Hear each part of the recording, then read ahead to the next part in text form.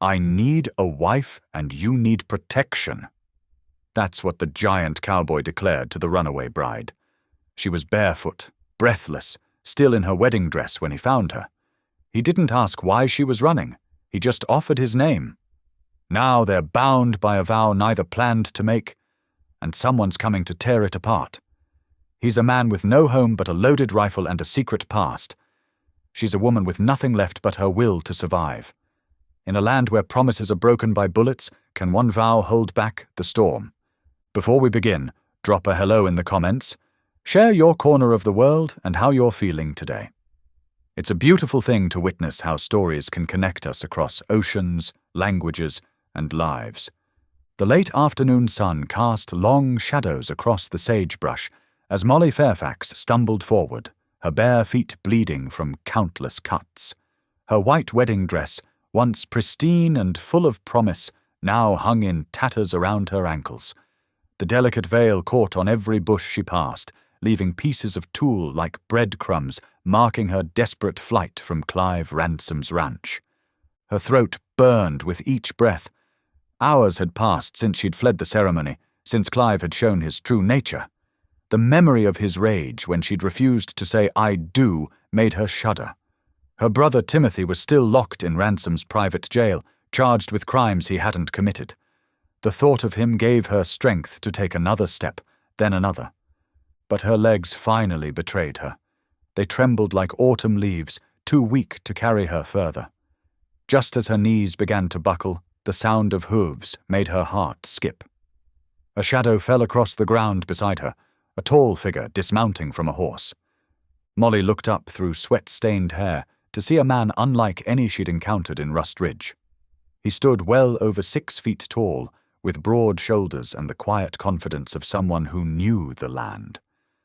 His dark eyes held a depth of understanding that made her pause, and the way he moved, careful, deliberate, reminded her of a mountain lion she'd once seen in the distance. "Mom," he said softly, reaching for a canteen at his saddle, "you need water." She watched as he poured some into a tin cup, his movements slow and unthreatening.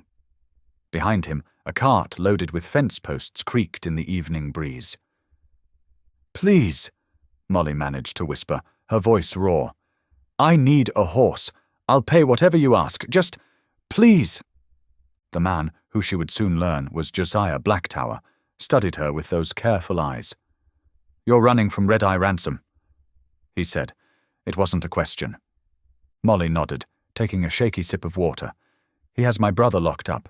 Said he'd free him if I agreed to marry him, but at the ceremony—" She couldn't finish, her hands trembling around the cup. Josiah's jaw tightened slightly. He looked toward the setting sun, then back at her torn dress, her bleeding feet. Without ceremony or flourish, he lowered himself to one knee in the dust before her. "I need a wife," he said simply, his voice as steady as the distant mountains. "And you need protection." Molly stared at him, her mind struggling to make sense of his words. Here was a stranger, clearly part Indian from his features, offering marriage as casually as someone might offer a ride to town. Yet there was something in his directness, in the quiet dignity of his bearing, that made her pause. "You don't know me," she whispered. "I know enough," Josiah replied. "I know Red Eye's reputation. I know what happens to women who cross him, and I know that a legal marriage would give you shelter that running never will." The logic of it cut through Molly's exhaustion. She looked at his weathered hands, strong but gentle with the cup he'd offered her. At the careful distance he kept, respecting her fear. At the honest way he met her gaze, hiding nothing. "Yes," she heard herself say, surprising them both. "Yes, I'll marry you." Josiah nodded once, helping her to her feet. He draped his coat around her shoulders, then lifted her onto his horse with careful strength. The fence posts could wait. They rode double toward Rust Ridge, the setting sun painting the sky in shades of amber and rose. Along the trail, Josiah spoke little, but his actions said much. He stopped twice to check her feet, cleaning the cuts with water from his canteen. When they passed through a narrow canyon, he positioned himself between her and any possible threat. Each gesture showed a respect that Clive Ransom, for all his wealth and fine words, had never offered. The mission church appeared as dusk was falling, its whitewashed walls glowing in the last light. Preacher Harold Dodd met them at the door, his kind face creasing with concern at Molly's condition. But when Josiah explained their intention to marry, the preacher's expression softened with understanding. "The Lord works in mysterious ways," Dodd said quietly, ushering them inside. The small church smelled of pine wood and lamp oil, its simple beauty a stark contrast to the elaborate ceremony Molly had fled. As they stood before the altar, Josiah's steady presence beside her felt more like safety than any locked door ever had. The preacher opened his worn Bible, its pages illuminated by flickering lamplight. Outside, a coyote called to the rising moon, and somewhere in the distance, a train whistle echoed across the prairie. Inside the church, two strangers prepared to become husband and wife, their unusual union born of desperate circumstances, but sealed with quiet dignity and growing trust. The morning sun cast long shadows across the mission church grounds as Josiah tended a small campfire. The sizzle of bacon in his cast-iron skillet filled the crisp air. He worked quietly, his movements practiced and efficient, occasionally glancing at the church's small side room where Molly slept. Inside, Molly stirred beneath a borrowed quilt, her body aching from yesterday's flight through the sagebrush. The familiar scent of cooking bacon drifted through the window, mingling with the morning silence. For a moment, she forgot where she was. Then memory flooded back. The failed wedding, her escape, and the stranger who'd become her husband in the lamplight. Her bare feet still stung from countless cuts as she made her way to the wash basin. In the mirror's spotted glass, she hardly recognized herself. Her wedding dress hung limply on a chair, torn and dirt-stained. Preacher Dodd's wife had left her a simple calico dress, and Molly slipped it on gratefully. Outside, Josiah looked up as she approached the fire. Without a word, he handed her a tin plate heaped with bacon and the last of Preacher Dodd's cornbread. They sat on rough-hewn logs, the morning chill making their breath visible. "I have a cabin," Josiah said finally, his deep voice gentle. 3 days' ride north, past Thunder Basin. Remote. Safe. He paused, stirring the fire. "No one will find you there." Molly nodded, taking small bites of cornbread. The idea of riding north into unknown territory with this man she'd married should have terrified her. Instead, she felt an odd calm in his presence. The thunder of approaching hooves shattered their quiet breakfast. Josiah stood smoothly, positioning himself between Molly and the road. 5 riders appeared through the morning mist, their horses lathered with sweat. Molly recognized them instantly, Clive Ransom's men. The sound drew curious townsfolk from their homes and shops. They gathered at a safe distance, watching as the riders circled the churchyard. Josiah remained still, one hand resting casually near his gun belt. "We're here for the girl," the lead rider announced, his voice carrying across the yard. "Mr. Ransom wants his bride returned." "Ain't no girl here," Josiah replied evenly. "Just my wife." The words sent a ripple through the watching crowd. The lead rider shifted uncomfortably in his saddle, eyeing Josiah's impressive height and the quiet confidence in his stance. "Now see here." Another rider started, but fell silent as Josiah took one step forward. "Mrs. Blacktower and I were married here last night," Josiah said, his voice carrying clearly to everyone present. "Preacher Dodd performed the ceremony. Any man who doubts it can ask him directly." As if summoned, the preacher appeared in the church doorway, his Bible clutched to his chest. "It's true," he called out. "I married them proper, before God and witnesses." The riders exchanged uncertain glances.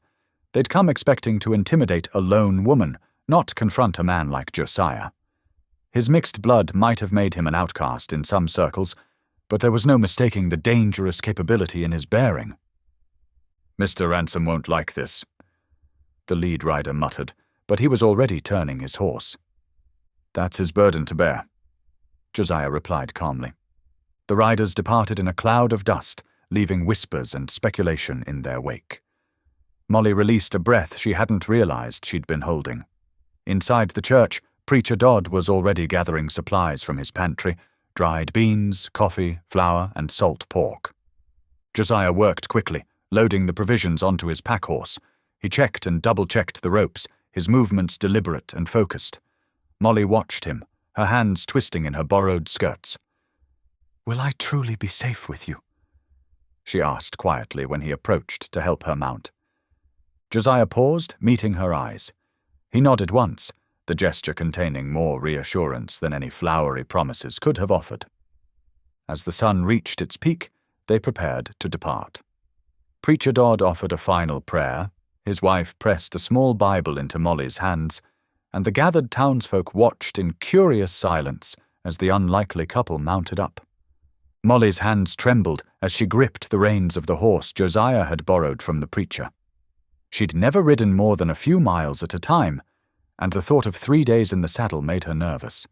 But Josiah kept his horse close beside hers, his presence steady and watchful. They rode out at noon, leaving Rust Ridge and its gossip behind them. The pack horse followed obediently, laden with supplies. Molly didn't look back at the town, but she felt the weight of every eye watching their departure. Josiah led them north, toward distant hills that shimmered in the heat like islands in a vast sea of grass. The sun dipped toward the western horizon as Josiah and Molly continued their journey northward. Her legs ached from hours in the saddle, and exhaustion pulled at her bones. When Josiah finally reined in beside a gurgling creek lined with towering cottonwoods, Molly nearly wept with relief. "We'll camp here tonight," Josiah said, dismounting in one fluid motion. He reached up to help her, his large hands steady and respectful as she slid from the saddle. Her borrowed dress, already torn and trail-dusty, caught on the stirrup. Another rip joined the others. The cottonwoods rustled overhead, their leaves silver-green in the fading light. Josiah worked with practiced efficiency, unsaddling the horses and setting up camp, while Molly sank gratefully onto a fallen log near where he'd started building a fire. Her feet throbbed in her borrowed boots, and every muscle protested the long day's ride. The fire caught quickly, and soon orange flames pushed back the gathering darkness. Josiah moved between the horses and their supplies, his tall frame casting long shadows. He paused by his pack horse, pulled something from his saddlebags, and approached her. "Here," he said softly, holding out a clean flannel shirt and a rolled bundle. "For sleeping. More comfortable than that dress." Molly took the offerings, touched by his thoughtfulness. The shirt was soft from many washings, and the bedroll looked warm and clean. "Thank you," she whispered. Josiah nodded once, then returned to setting up camp. He laid out his own bedroll on the far side of the fire, giving her plenty of space. The gesture spoke volumes about his character. After a simple supper of beans and bread, Molly changed behind a broad cottonwood trunk. Josiah's shirt hung nearly to her knees, the sleeves rolled up several times, but it was whole and clean. She settled into her bedroll, watching the stars appear one by one through the cottonwood branches. Sleep came fitfully. In her dreams, she saw her brother Thomas in his jail cell, reaching for her through the iron bars. His face twisted in pain as the corrupt sheriff dragged him away. She jerked awake with a cry, tears streaming down her face. Without a word, Josiah rose and added more wood to the fire. The flames leaped higher, pushing back the darkness that pressed around their camp. He dipped water from their canteen into a tin cup, held it near the flames until it warmed, then brought it to her. "Thank you," Molly managed, wrapping her cold fingers around the cup. Josiah settled back on his bedroll, his presence oddly comforting across the flickering flames. Dawn arrived with a chorus of birdsong and the soft nickering of horses. Molly rose early, stiff but determined. Behind the same cottonwood as the night before, she changed into the work clothes Josiah had provided, sturdy canvas pants and a fresh shirt. The clothes were far too big, but she rolled the cuffs and cinched the pants with a piece of rope. The practical garments offered blessed warmth and modesty after days in her ruined wedding dress. They broke camp efficiently, Molly trying to help despite her inexperience. Josiah showed her how to roll her bedding properly and secure it behind her saddle. His instructions were clear and patient, delivered in that same gentle voice that seemed at odds with his imposing size. As they rode north into the rising sun, the land began to change. The flat prairie gave way to rolling hills covered in short grass and scattered pine. Ahead, blue-shadowed mountains rose against the sky. Molly struggled to keep her seat as their trail wound up and down the increasing slopes. Josiah noticed her difficulty. He reined his horse alongside hers and began offering quiet guidance. "Lean forward going up," he demonstrated, shifting his weight in the saddle. "Back when heading down. Let your hips move with the horse's stride." Molly tried to copy his movements, and gradually her riding improved. When she managed a particularly steep section without clutching the saddle horn, she caught the ghost of a smile on Josiah's weathered face. "Better," he said simply. Throughout the morning, he continued teaching her how to guide her horse with leg pressure instead of just the reins, how to read the animal's ears to gauge its mood, how to sit deeper in the saddle to ease her muscles' strain. His instruction was always offered gently, with a patience that surprised her.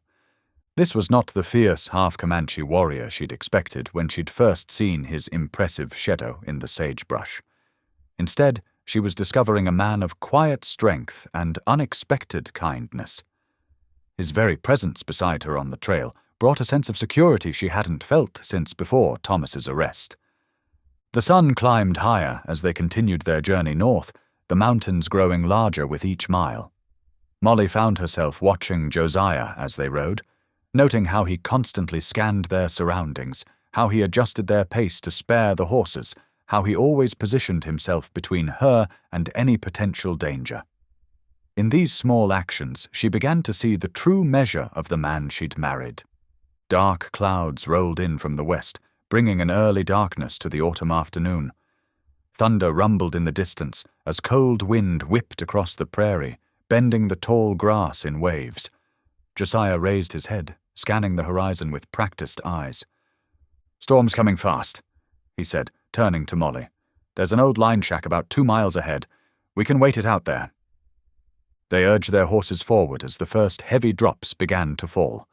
Lightning flashed, followed by a crack of thunder that made Molly's mount sidestep nervously. The rain intensified, soaking through their clothes within minutes. The line shack appeared through the curtain of rain, a simple one-room structure with weathered walls and a tin roof. Josiah helped Molly dismount, then led the horses to the lean-to shelter attached to the cabin's side. Inside, the shack was dusty but sound, with a stone hearth, a narrow cot, and a few pieces of basic furniture. "Used to stop here during cattle drives," Josiah explained, moving efficiently around the small space.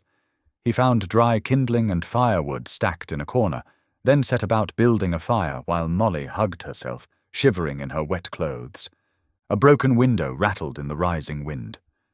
Josiah pulled a piece of canvas from his saddlebags and nailed it over the opening, silencing the draft. Soon, a warm fire blazed in the hearth, pushing back the storm's chill.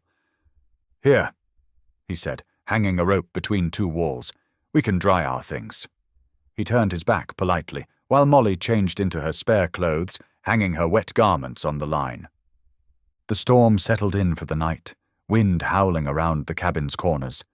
They shared a simple meal of jerky and hard biscuits, sitting close to the fire's warmth. As thunder rolled overhead, Molly found herself studying Josiah's profile in the flickering light. "Tell me about your family," she said softly. Josiah was quiet for so long she thought he wouldn't answer. Then he spoke, his deep voice barely audible above the storm. "My mother was Comanche, Numunu band. She died when I was 8. Fever took her." He poked at the fire with a stick. "My father was a white trader. When she died, he sent me away, said he couldn't raise a half-breed son." Molly's heart ached at the pain in his voice. "What did you do?" Survived, worked ranches, later joined the cavalry as a scout. His jaw tightened. Left after 2 years. There was an officer. He was beating a Cherokee child. I stopped him. Permanently. The fire crackled in the silence that followed. Molly saw the weight of that memory in the set of his shoulders, the way his hands clenched. "You protected an innocent child," she said gently. Josiah's eyes met hers, surprise flickering in their depths at her acceptance. The storm raged through the next day, keeping them confined to the cabin. As hours passed, Molly found herself sharing her own story, how Clive Ransom had orchestrated her brother Thomas's arrest on false charges of cattle rustling. "He told me he'd make sure Thomas hung unless I agreed to marry him," she said, twisting her hands in her lap. "I didn't know what else to do. Thomas is all the family I have left." Josiah listened without interruption or judgment, his quiet attention giving her the courage to continue. "After the wedding, when Clive showed his true nature," she shuddered at the memory, "I ran. That's when you found me." "Your brother," Josiah said. "We'll find a way to help him." The simple promise, spoken with such certainty, brought tears to her eyes. The storm finally broke on the 3rd morning. Sunlight streamed through the patched window as they prepared to leave. Their clothes were dry, their horses rested, but something else had changed during those storm-bound days. A trust had grown between them, built on shared stories and quiet understanding. As they mounted up and continued their journey north, Molly noticed Josiah rode closer to her side than before. When their eyes met, she saw her own mix of hope and uncertainty reflected in his gaze. They had both known loss and betrayal, yet here they were, 2 wounded souls finding unexpected comfort in each other's company. The trail ahead wound through golden autumn grass, climbing steadily toward the distant mountains. Behind them, the storm clouds retreated toward the horizon, leaving the air clean and crisp. Neither spoke much as they rode, but the silence between them had changed. It was no longer the awkward quiet of strangers, but the comfortable peace of growing friendship. The sun hung low on the horizon, painting the canyon walls in deep orange and purple shadows. Josiah led them along a narrow trail that hugged the rocky cliffs, their horses picking their way carefully over loose stones. Molly's muscles ached from days in the saddle, but she'd learned to sit straighter, to move with her mount's rhythm as Josiah had taught her. The crack of a rifle shot shattered the evening quiet. The bullet sparked off rock inches from Molly's head, sending stone chips flying. Her horse reared, and she clutched the saddle horn desperately. "Down!" Josiah's voice cut through her panic. He grabbed her reins, practically lifting her from the saddle and pushing her behind a cluster of boulder. More shots rang out, echoing off the canyon walls. "Stay low," he ordered, drawing his Winchester from its scabbard. His eyes scanned the ridgeline above them, where dust and scattered pebbles betrayed movement. Molly pressed herself against the cool rock, heart hammering. "Clive's men?" "3 of them." Josiah's voice was calm, measured. "They've been following our trail." A bullet whined past, and Josiah returned fire in one fluid motion. A cry of pain echoed from above, followed by the sound of a body tumbling partway down the slope. The shooting stopped momentarily. "When I say run, head down that ravine." Josiah pointed to a narrow cut in the canyon wall. "It opens into a creek bed. Follow it north." "What about you?" "I'll be right behind." He fired again, the shot precise. Another shout from their attackers confirmed his aim was true. Molly gathered the reins of their spooked horses, keeping them close and quiet. Josiah took 2 more careful shots, forcing their pursuers to stay down. "Now!" he commanded. Molly urged the horses forward, half running, half sliding down the steep ravine. Loose shale clattered beneath their feet. Behind her, she heard Josiah fire once more before following. They emerged into a dry creek bed as darkness fell. Without hesitation, Josiah took the lead, guiding them through the growing gloom at a pace that bordered on reckless. They rode through the night, the moon providing just enough light to avoid the worst obstacles. Dawn found them climbing into higher country, where aspen groves dotted the hillsides and the air carried the scent of pine. Molly's exhaustion was bone deep, but she trusted Josiah's judgment. Finally, as morning sun streamed through the trees, they crested a rise and entered a hidden meadow. Molly caught her breath. A small log cabin stood in the clearing, its weathered walls nearly invisible against the backdrop of forest. A creek tumbled down one side of the meadow, and wildflowers still bloomed despite the late season. Mountains rose behind the cabin like silent guardians. "It's beautiful," she whispered. Josiah's expression softened as he surveyed the homestead. "Built it 3 years ago. No one knows about this place except me. And now you." They dismounted, their horses eagerly dropping their heads to graze on the sweet mountain grass. Josiah led Molly to the cabin. Inside, it was simple but solid. One room with a stone fireplace, a plank table, and a narrow bed. Shelves held preserved food and basic supplies. "Rest," he told her, indicating the bed. "I'll take care of the horses." Molly was too tired to argue. She sank onto the soft mattress, dimly aware of Josiah moving about outside. When she woke, afternoon sun slanted through the cabin's single window. The smell of coffee drew her outside. Josiah had built a fire pit away from the cabin. Their saddle packs lay nearby, and she watched as he began throwing items into the flames. Papers, maps, anything that might identify them. "What are you doing?" "Erasing our trail," he said, feeding another pack to the fire. "Clive won't give up easily. He's got friends in the marshal's office, connections all over the territory. He'll keep sending men." Molly hugged herself against the cooling mountain air. "So what do we do?" Josiah straightened, meeting her eyes directly. "This place is safe, but only if we disappear completely. No contact with the outside world, no letters, no supply runs to town. We'd have to live off what the land provides." He paused. "It's a hard choice, Molly, but it might be our only one." She watched the flames consume their past, thinking of her brother in jail, of the life she'd left behind. But she also thought of Clive's cruel eyes, of bullets singing past her head, of the gentle way Josiah had taught her to ride. The fire crackled, sending sparks up toward the darkening sky. Around them, the hidden meadow lay peaceful and serene, offering sanctuary if they were brave enough to take it. The morning sun streamed through the cabin's single window as Molly ran her fingers along the smooth-hewn logs. Each beam fit together perfectly, the work of patient hands and careful planning.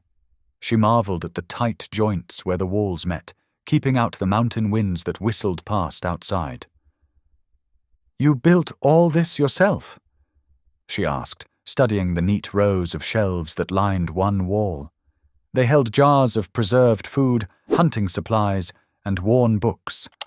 Josiah nodded from where he was stoking the fire. "Took 2 summers, hauled most of the logs down from that ridge." He gestured toward the window. "Had a dream of settling here someday. Never thought I'd come back, though.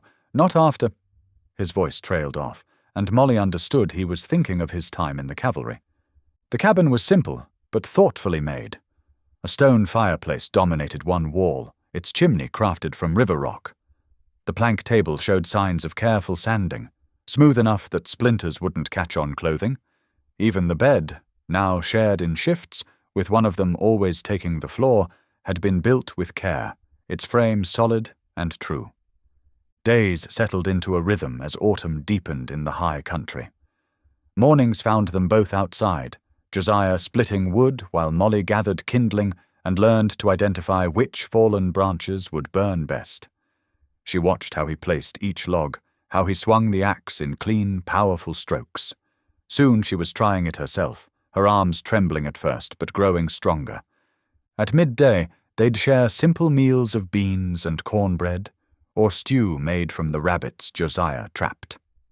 Molly took to cooking on the fireplace with determination, learning through trial and error how to manage the heat, how to keep food from burning.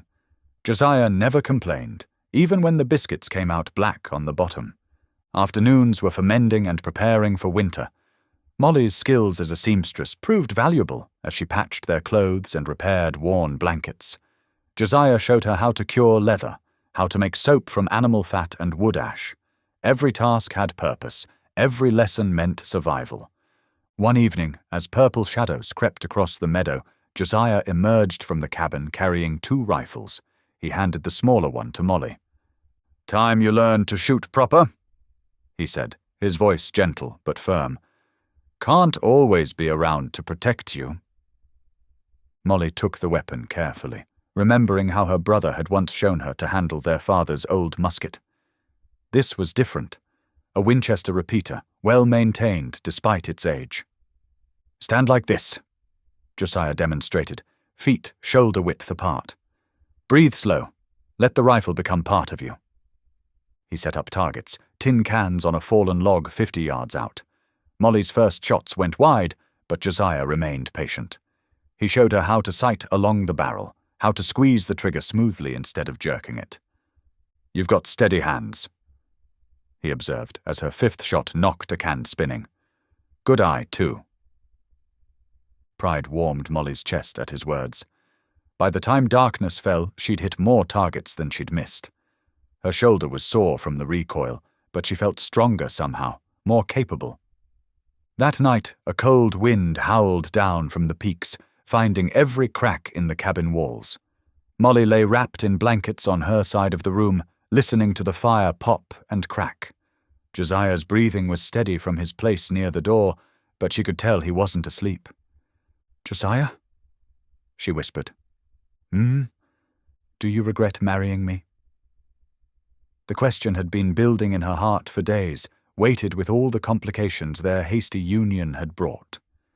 Silence stretched between them, broken only by the wind's moan. Then came his reply, soft but certain. "Not for a second." 3 simple words, but they filled the cabin with warmth that had nothing to do with the fire. Molly pulled her blanket closer, smiling in the darkness. Though they slept apart. Him on his bedroll by the door, her on the bed they'd silently agreed would be hers, something had shifted in the space between them.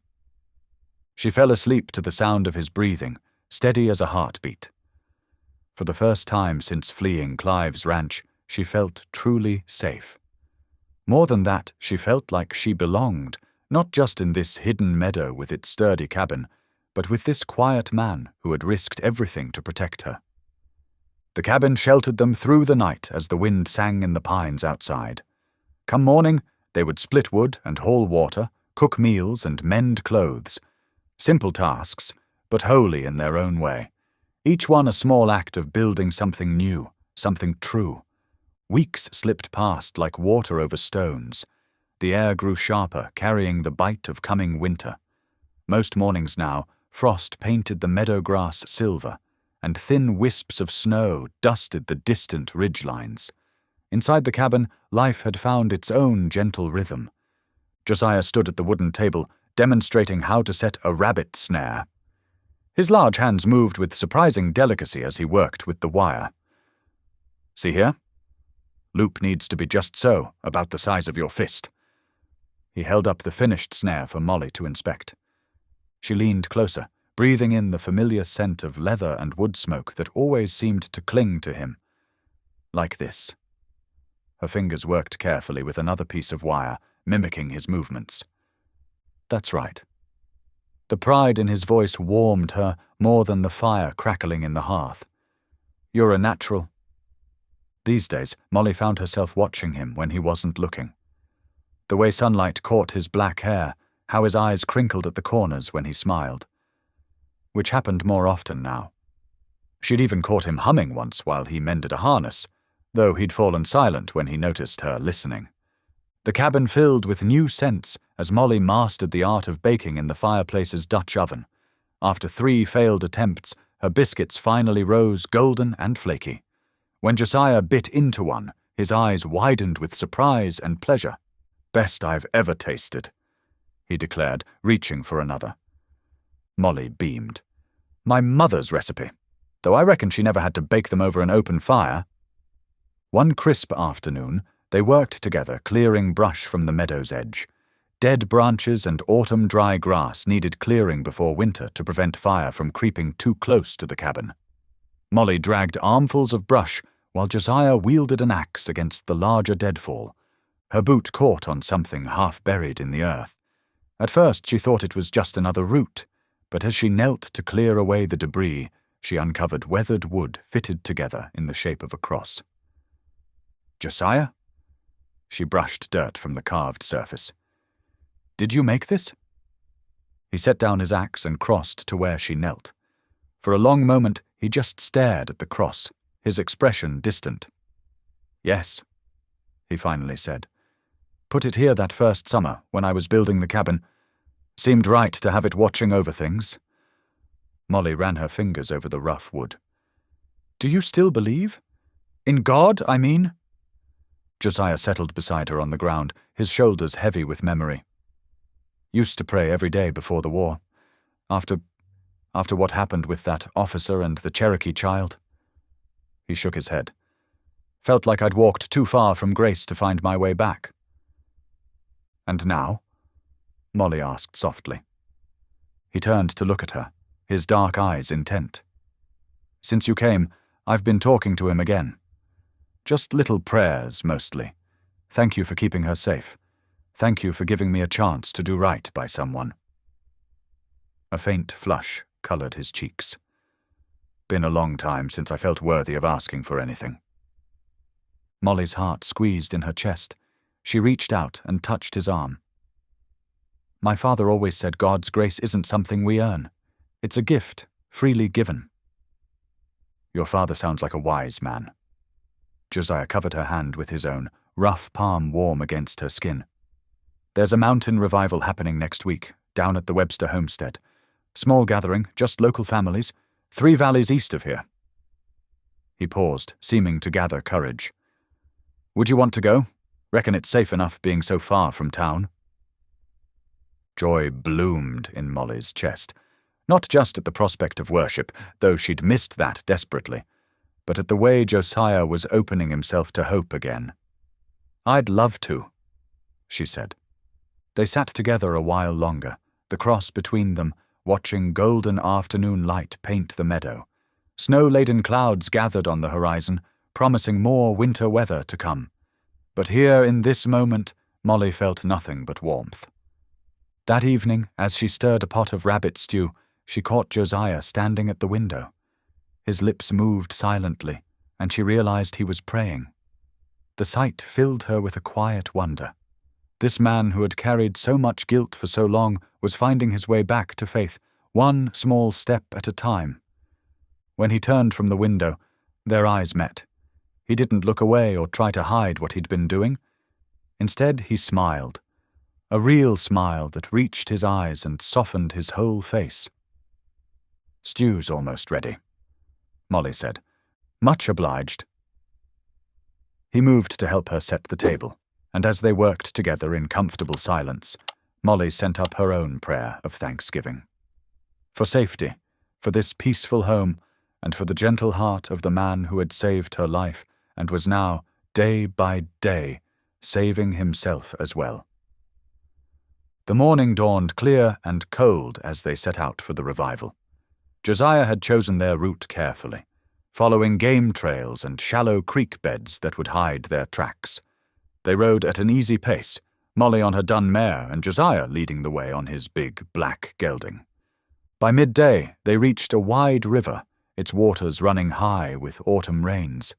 Josiah studied the crossing, then pointed to a stretch where the current looked gentler. "We'll ford here. Stay close to my horse's tail. He knows deep water." Molly nodded, trying to hide her nervousness. The river rushed past, brown and powerful. But when Josiah urged his mount forward, she followed. Cold water swirled around her boots, then climbed higher as they pushed into deeper current. Her mare snorted, but kept moving, guided by the steady presence of Josiah's horse ahead. Halfway across, Molly felt the powerful push of the river threatening to sweep them sideways. "Josiah!" she called out, fear tightening her throat. "Keep coming!" he called back, voice steady and sure. "You're doing fine, Molly. Almost there." His confidence steadied her, and soon they splashed up onto the far bank.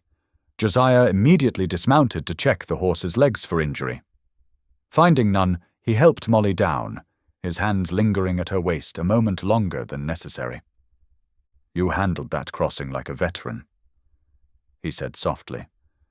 The praise warmed her more than the afternoon sun. They walked the horses until their legs dried, then mounted up to continue their journey. As dusk approached, Josiah led them to an old barn he knew of, its weathered boards still solid enough to provide shelter. "Owner moved on years ago," he explained, helping her climb the ladder to the hayloft. "But the roof's good, and the hay's dry." They made a simple camp in the sweet-smelling hay, sharing jerky and hard biscuits. Molly wrapped herself in a blanket, watching moonlight filter through gaps in the roof boards. Across the loft, Josiah settled into his own bedroll, but she could tell by his breathing that he stayed awake, keeping watch. The revival gathering started at sunrise. Molly and Josiah arrived just as pink light touched the eastern sky, finding seats in the back pew of the small homestead church. Other families filed in quietly, weather-worn faces and patched clothes telling stories of hard work and isolation. When the singing started, Molly felt Josiah's hand slip into hers. She squeezed back, joy bubbling up inside her at this simple connection. His palm was rough with calluses but so gentle against her skin. Preacher Dodd stood to deliver his sermon, his familiar voice carrying to every corner of the room. "Today we speak of broken things made whole," he began, "of sacred vows made in times of trouble, and how God honors such promises." Molly felt tears prick her eyes as the preacher spoke of marriage as a shelter in life's storms. She thought of that desperate night when she'd fled Clive ransom, how God had led her to Josiah instead. What had started as an escape had grown into something true and precious. After the service, as families gathered to share food and fellowship, an elderly couple approached them. The woman carried a steaming pot of stew, her smile warm and welcoming. "Name's Martha Webster," she said, ladling generous portions into bowls. "This here's my Thomas. We don't get many new faces up this way. Please, join us." Over bowls of rich venison stew, Molly found herself studying the other couples gathered in small groups. She recognized something familiar in their quiet interactions, the way they moved in sync, anticipating each other's needs, sharing gentle touches and knowing looks. These were partnerships forged in isolation and hardship, made stronger by facing life's challenges together. "How long you two been married?" Martha asked, passing around cornbread. 3 months, Josiah answered, and Molly realized with surprise that he knew the exact time. He had been counting, too. As they rode home that evening, stars began appearing in the darkening sky. The air grew colder, but Molly felt warm inside, filled with a deep sense of peace. She was no longer running, no longer afraid. This was where she belonged. Josiah started humming an old hymn they'd sung that morning. Without thinking, Molly joined in, her clear voice harmonizing with his deeper one. The horses' hooves kept time as they sang together, their voices carrying across the empty land. Amazing grace, how sweet the sound. The familiar words took on new meaning under the vast sky. Molly thought about the morning's sermon, about broken things made whole. She looked at Josiah, this good man who had offered marriage as protection but given her so much more. What had started as convenience had become holy, a true union blessed by God. They were married, really truly married. The thought filled her heart with quiet wonder and joy. The next morning dawned quiet and crisp. Molly stirred beneath her quilt, listening to the familiar sounds of Josiah stoking the breakfast fire. Peace settled over her like a warm blanket. These gentle morning moments had become precious to her. Suddenly, a dog's frantic barking shattered the stillness. Josiah froze, his hand moving to the rifle propped by the door. The barking came from Old Man Turner's place, 2 ridges over. That dog never barked without cause. "Stay inside," Josiah said quietly, strapping on his gun belt. He slipped out the door like a shadow. Molly's heart pounded as she watched through the window. Josiah moved with purpose, checking the warning traps he had set weeks ago, simple arrangements of bells and wire that would alert them to intruders. Her breath caught when she saw his shoulders tense. 2 traps were broken, their wires snapped clean. When Josiah returned, his face was grim. "Found tracks. At least 3 men circled the cabin last night. Professional bounty hunters by the look of their boots." "How can you be sure?" Molly asked, her voice barely a whisper. "Army-issue boots, well worn, the kind retired soldiers favor." He pulled back the curtain, scanning the tree line. "They'll be watching, waiting for the right moment." That night, Josiah refused to sleep. He sat in the corner rocker, rifle across his lap, eyes fixed on the windows. Molly drifted in and out of uneasy dreams, comforted only by the steady creak of his chair. Dawn came grey and cold. Josiah shouldered his axe, heading out to gather more firewood before the morning warmed. "Keep the rifle close," he reminded Molly. She nodded, already moving to retrieve it from its place above the mantel. Molly busied herself with morning chores, trying to ignore the knot of worry in her stomach. The coffee was just starting to boil when movement caught her eye. 2 shadows detaching themselves from the trees, creeping toward the cabin. Their rifles glinted dully in the weak morning light. Her hands trembled as she grabbed Josiah's Winchester, but her voice was steady when she stepped onto the porch. "That is close enough," she called out, leveling the rifle at the nearest man. The bounty hunters hesitated, clearly surprised to find a woman holding them at gunpoint. The taller one started to raise his weapon. Molly's shot kicked up dirt at his feet. "The next one goes higher," she warned, working the lever to chamber another round. The sound echoed across the clearing like thunder.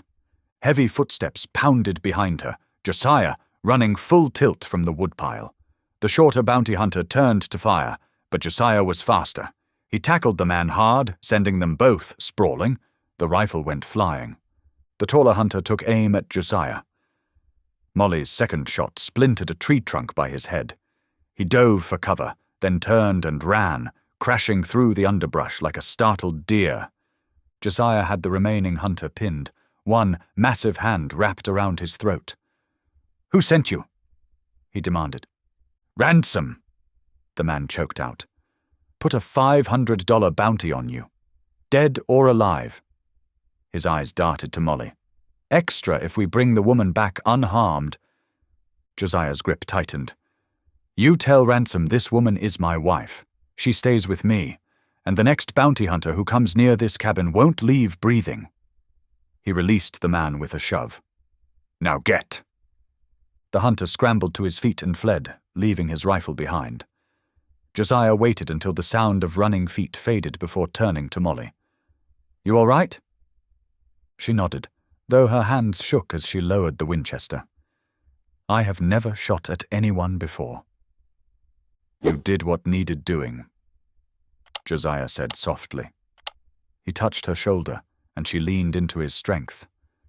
"But this changes things. Clive won't stop sending men, not with that kind of money on offer. What can we do?" "We need to end this," Josiah said, "before someone gets killed." He picked up the abandoned rifle, checking its condition with practiced hands. "We cannot hide forever. Sooner or later, one of these hunters will get lucky." Molly knew he was right. The peaceful life they had built was balanced on a knife's edge. One slip, one moment of inattention, and everything could come crashing down. The thought of losing Josiah to a bounty hunter's bullet made her chest tight with fear. They stood together on the porch, watching the tree line for any sign of movement. The morning that had started so peacefully now felt charged with danger. Their home was no longer just a sanctuary, it had become a target. The morning sun cast long shadows as Josiah and Molly rode toward the Cherokee settlement, where Deputy Pearl Gran Wicks kept her office. Wind rustled through autumn-touched leaves, carrying the scent of wood smoke from distant cabins. Josiah sat tall in his saddle, eyes constantly scanning the trail ahead. "Will she help us?" Molly asked, adjusting her borrowed shawl against the chill. "Gran's got her own kind of justice." Josiah replied. Different from town law, but just as firm. She remembers when I helped her grandson during the war. They crossed a shallow creek, hooves clicking against smooth stones. A weathered sign marked the boundary of Cherokee territory. Beyond it, neat cabins and well-tended gardens lined the path. Children paused in their play to watch the riders pass. Deputy Wicks's office sat at the edge of the settlement, a solid log building with a tin star nailed beside the door. The deputy herself stood on the porch, straight-backed despite her years, her silver hair bound in a neat braid. A Colt revolver hung at her hip. "Josiah Blacktower," she said, switching from Cherokee to English. "Been a long time since you crossed my threshold." Her sharp eyes took in Molly's presence. "And who's this?" "My wife," Josiah said simply. "We need your help, Gran." The older woman's expression didn't change, but she opened her door wider. "Best come in, then." Inside, sunlight filtered through clean windows, illuminating wanted posters and legal documents on the walls. Gran settled behind her desk, gesturing for them to sit. A pot of coffee simmered on the wood stove. "Tell me," she said, pouring 3 cups. Molly took a deep breath and began. She spoke of Clive's manipulation, how he'd fabricated charges against her brother to force her hand. Her voice grew stronger as she described fleeing the wedding, finding sanctuary with Josiah, and the escalating attacks from bounty hunters. Gran listened without interruption, her weathered hands wrapped around her coffee cup. When Molly finished, the deputy set her cup down with deliberate care. "Clive Ransom," she said, the name bitter on her tongue. "Man's got half the lawmen in Rust Ridge in his pocket, other half too scared to cross him." She looked at Josiah. "You remember what happened to that last marshal who tried?" Josiah nodded grimly. "Found him face down in Carter Creek." "But there must be something we can do," Molly pressed. "Some way to prove the charges against my brother are false." Gran's eyes narrowed in thought. "Maybe. Circuit judge is due through next month. Man named Harrison, new to the territory, not bought yet." She pulled out a ledger.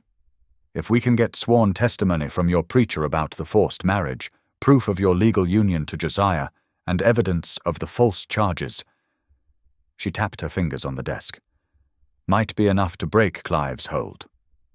"The preacher sent a telegram confirming our marriage," Josiah said. "Should be record of it at the territorial office." "Good." Gran nodded. "Rest up here tonight. Tomorrow we'll—" A sharp crack split the air. The window behind Gran's desk exploded inward, showering them with glass. Josiah lunged, pulling Molly to the floor as more shots peppered the building. "Back door!" Gran shouted, drawing her Colt. She fired twice through the broken window, providing cover as they scrambled toward the rear of the office. But when Josiah yanked open the back door, 3 men stood waiting, rifles raised. Molly recognized one as the bounty hunter who'd fled their cabin. Behind them, more men emerged from the trees, surrounding the building. "Drop the gun, deputy," a familiar voice called. Clive Ransom stepped into view, his red-rimmed eyes gleaming. "This isn't Cherokee business." Gran's jaw tightened, but she slowly lowered her weapon. "This is my territory, Ransom. Not today, it ain't."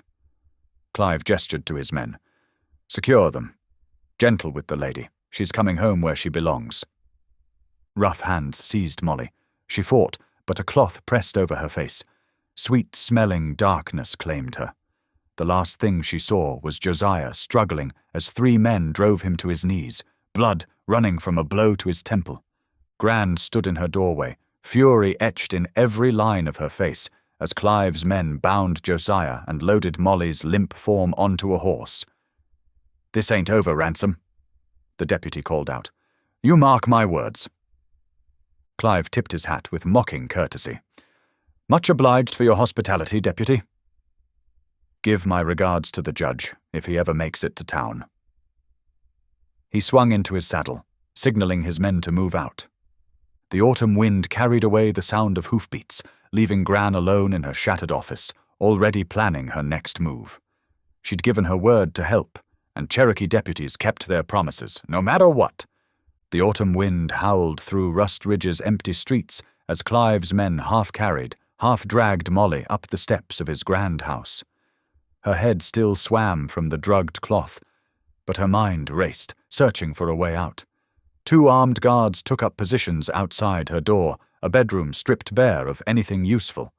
Through the window, she watched them haul Josiah, bleeding and bound, towards the saloon. Her heart clenched as they disappeared into the cellar entrance. She had heard whispers from the guards. Clive planned to turn Josiah in for an old murder charge, collecting the bounty while disposing of his rival. Hours passed like molasses. Molly paced, counting floorboards, memorizing the guards' rotation. When Clive finally entered, she forced herself not to recoil from his touch. "My dear," he said, red-rimmed eyes gleaming. "Welcome home." Molly lowered her gaze, remembering how her mother once said that men like Clive craved submission above all else. "I was foolish to run," she whispered. "That half-breed forced me." "Hush, now." Clive stroked her cheek. "I understand. Women are weak-minded creatures, but we will make it right." She looked up through carefully gathered tears. Could we marry again? Properly this time, in front of everyone?" Clive threw back his head and laughed. "Of course. This Sunday, right in the town square. Everyone will see you choose me." He gripped her arm. "And that murderous Indian will watch from his cell before they drag him to the territorial prison." "Sunday," Molly echoed, letting relief color her voice. "Thank you." After Clive left, Molly waited. The house creaked and settled. Through her window, she spotted Tommy, the stable boy who had once helped her brother. The boy often crept around after dark, pocketing scraps from the kitchen. Molly tore a strip from her petticoat and scratched out a message with a piece of charcoal from the cold fireplace. "Find Deputy Wicks. Wedding Sunday. Josiah in saloon cellar. Hurry." When the guard stepped away to light his pipe, Molly whistled softly, a signal she had used with her brother. Tommy glanced up. She dropped the rolled note, watching it flutter into the shadows. The boy snatched it up without breaking stride, disappearing into the night. Molly pressed her forehead against the cool glass, praying he would remember the way to Cherokee territory. Everything depended on that scrap of fabric reaching Grand's hands. In the saloon cellar, Josiah's blood dripped onto packed earth. Above, Clive's men celebrated their coming reward. But Molly had set the wheels in motion. Now she just had to keep up the act until Sunday. The morning sun cast long shadows across Rust Ridge's town square as townsfolk gathered for the wedding. Molly stood on the hastily built wooden dais, her borrowed dress heavy in the autumn chill. Clive preened beside her, his red-rimmed eyes scanning the crowd like a hawk hunting prey. The minister cleared his throat, Bible trembling in his hands. "Dearly beloved." Hoofbeats thundered down Main Street. Deputy Pearl Gran Wicks rode at the head of a small group, her silver badge catching the sunlight. 2 grim-faced circuit enforcers flanked her, rifles ready but pointed skyward. "This wedding stops now." Gran's voice carried across the square. She pulled a leather document pouch from her saddlebag. "I have here a legal marriage certificate and telegram from Preacher Dodd confirming the union of Molly Fairfax to Josiah Blacktower, performed 3 months ago." Clive's face twisted. "She was promised to me first?" "Along with proof of land fraud." Gran dismounted, moving with dangerous grace. "And witness statements about your coercion of multiple families, including false imprisonment of Matthew Fairfax." The crowd murmured. Molly seized her chance and scrambled down from the dais as the circuit men moved forward. One enforcer strode to the saloon cellar, returning moments later with a limping Josiah. Despite his bruises, his eyes found Molly's immediately. "This is nonsense!" Clive's hand inched toward his gun. "You have no authority here." "I have plenty." Gran produced official papers. "By order of the territorial court, you're under arrest for fraud, coercion, and false imprisonment." Clive's fingers brushed his holster. The crowd tensed, but Josiah stood perfectly still, making no move toward his own weapon. His quiet strength seemed to fill the square. "Don't compound your crimes, Ransom," Gran warned, stepping closer. In one fluid motion, she seized Clive's gun arm and twisted it behind his back. The handcuffs clicked shut with finality. People began shouting then, merchants claiming Clive had cheated them, farmers describing stolen water rights, parents whose children had been threatened. Years of fear and silence broke like a dam. Molly ran to Josiah, supporting his weight as he swayed. "You didn't draw on him," she whispered. "No need." He touched her face gently. "The law did its work today." The circuit enforcers led Clive away, his curses fading as the crowd's anger rose. Gran watched with satisfaction, then turned to Molly and Josiah. "Justice comes in its own time," she said, "but it always comes."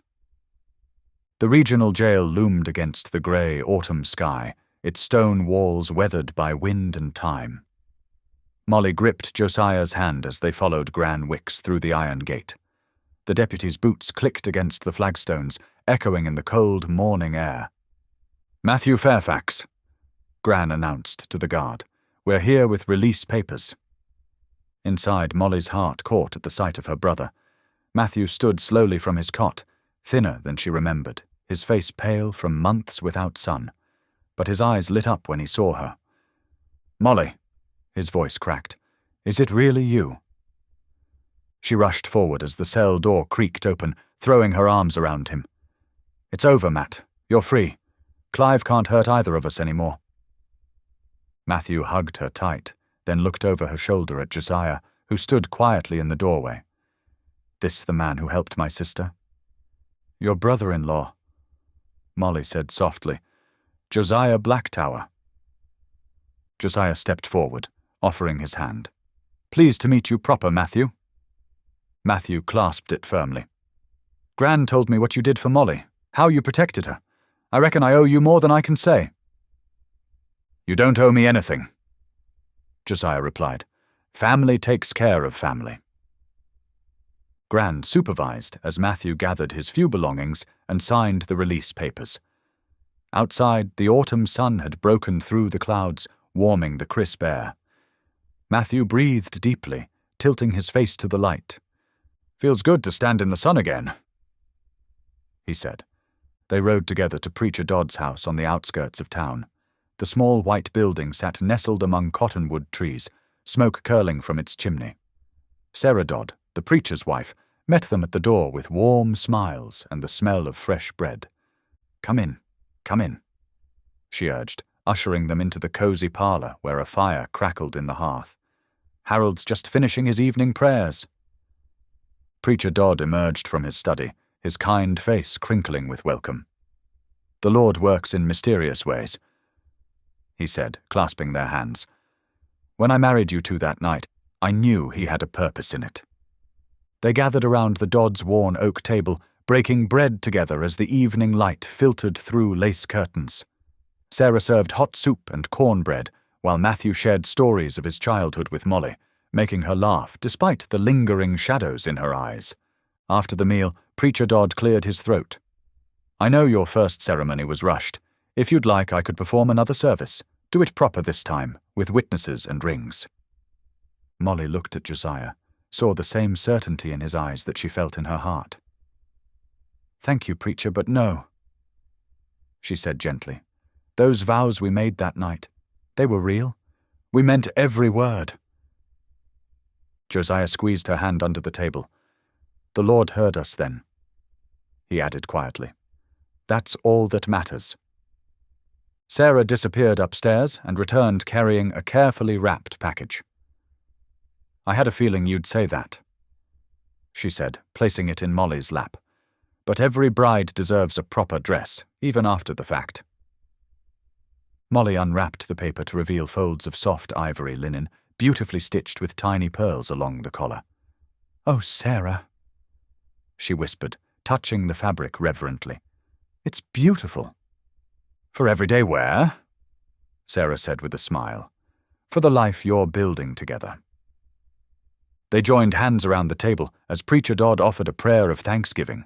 The firelight cast warm shadows on the walls, and through the window the first stars began to appear in the darkening sky. Molly felt peace settle over her like a blanket, the peace of family restored, of justice served, of love freely chosen and faithfully kept.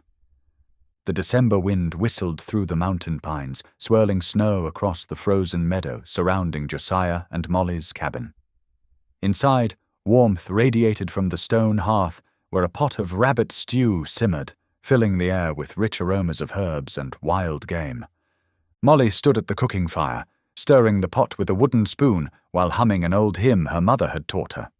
Her new linen dress from Sarah Dodd caught the firelight, its pearl buttons gleaming. The cabin, once just Josiah's refuge, now bore touches of their shared life: dried flowers in a tin can, a patched quilt draped over the chair, and the smell of fresh-baked cornbread cooling on the rough-hewn table. The door creaked open, letting in a burst of cold air as Josiah ducked through the entrance. Snow dusted his broad shoulders and dark hair, and his arms were laden with split logs for the fire. His presence filled the small space with quiet strength, just as it had since that first desperate day when he'd found her in the sagebrush. "Smells good," he said, carefully setting the wood in the box by the hearth. He brushed snow from his coat and hung it on a peg, his movements deliberate and gentle despite his size. Molly watched him, her heart suddenly fluttering. She'd been counting days in her head, checking and rechecking her figures. Now, seeing him in their home, warming his hands by the fire they shared, she knew it was time to speak the hope she'd been harboring. "Josiah," she said softly, setting down her spoon, "I need to tell you something." He turned to her, his dark eyes attentive. Even now, months into their marriage, his complete focus when she spoke still touched her deeply. "I'm late," she said, her voice barely above a whisper. "My monthly cycle. I've never been late before." Josiah went very still, like he did when tracking game or reading weather signs. His eyes met hers, and in them she saw the same wonder she felt, a mix of joy and holy fear at the possibility growing between them. Without a word, he crossed the cabin floor in 3 long strides. Then, just as he had that first night when he offered marriage as sanctuary, Josiah Blacktower dropped to one knee. But this time, he wasn't proposing. His head bowed, and his large, work-roughened hands clasped together. Molly knelt beside him, her own hands folding in prayer. The fire crackled, and outside, the wind sang through the pines. But in their cabin, a sacred silence fell. "Lord," Josiah's deep voice rumbled softly, "we thank you for your mercies, for bringing us together, for this gift we never thought to ask for." Tears slipped down Molly's cheeks as she added her own silent prayers. For the child that might be, for the family they were becoming, for the love that had grown from desperate circumstances into something true and lasting. When they rose, Josiah cupped her face in his hands and kissed her forehead with infinite tenderness. Then he went to the shelf and took down their last oil lantern. With careful movements, he cleaned the glass, trimmed the wick, and filled it with precious oil. Molly watched as he placed it in the window facing the valley. The flame caught and held, sending a warm glow out into the gathering dusk. It would be visible for miles, a beacon of hope, of home, of new life. They stood together at the window, his arm around her shoulders, her head resting against his chest.